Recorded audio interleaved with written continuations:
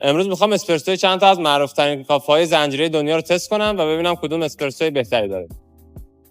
خب اولیش استارباکس. خیلی تلخه، مزه‌های بیشتر سوختگی داره، اصلا مزه آجیلی و اینم نداره. از 5 بهش 1 یا 2 میدم. کافه بعدی کافه نروه. اون طعمای تلخ و اینا باز توش هست ولی خب خیلی ملایم تره، قابل تحمل، طعمای آجیلی داره. اسپرسوی خوبیه، میتونم از 5 بهش 3 بدم.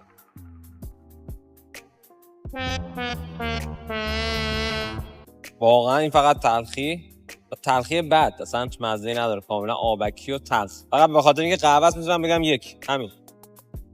کافه بعدی کافه پاستاس. تلخی اسپرسوش خیلی ملایمه، اصلا میشه گفت تلخی کمتری داره ولی خب بیش از حد استاری گیری کرد. اینم باز به نظرم از 5